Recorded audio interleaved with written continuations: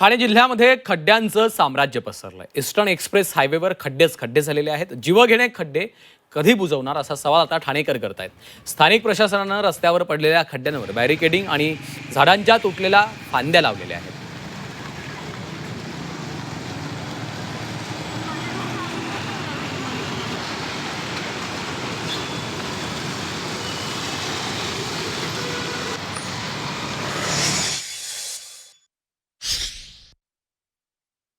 चे प्रतिनिधी शुभम कोळी यांनी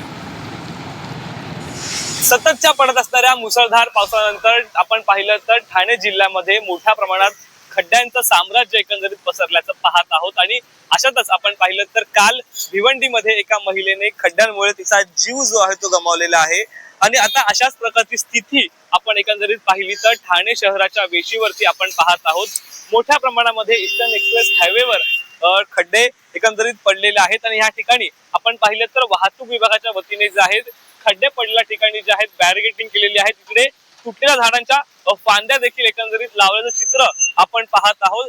दररोज याच ठिकाणावरून ठाणे शहरातून मुंबईकडे जात असताना लाखो वाहनं जे आहेत ये जा करत असतात। आणि त्याच ठिकाणी गेल्या अनेक दिवसांपासून खड्डे पडले असल्यामुळे प्रशासनाच्या कामकाजावर एकंदरीत प्रश्नचिन्ह जे आहेत निर्माण होत आहे। आता देखील आपण पाहिलं तर या खड्ड्यांच्या ठिकाणी जे आहेत वाहतूक विभाग असेल किंवा स्थानिक प्रशासनाने जे असेल बॅरिकेडिंग केलेलं आहे। आणि या ठिकाणी झाडांच्या तुटलेल्या फांद्या ज्या एकंदरीत लावलेल्या आहेत।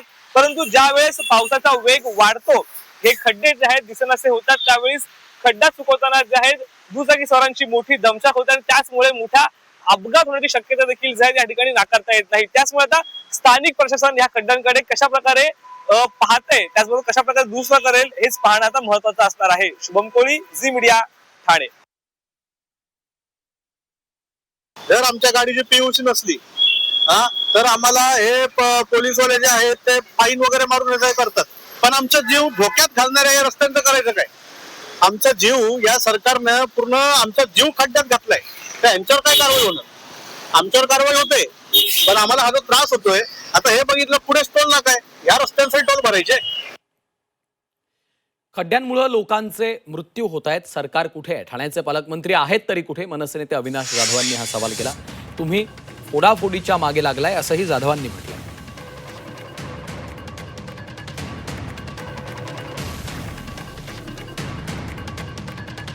आज नाशिक रोडचं आज तुम्ही एक्सप्रेस हायवेमध्ये रूपांतर करताय, तिथे कॉन्क्रिटीकरण चालू आहे, सगळं सुरू आहे, तरी सुद्धा देखील जर आज एक तरुण मुलगा आज खड्ड्यात पडून गेला, काल एक महिलेचा मृत्यू झाला, नाशिकमध्ये 4 लोकांचा मृत्यू, सरकार आहे कुठे?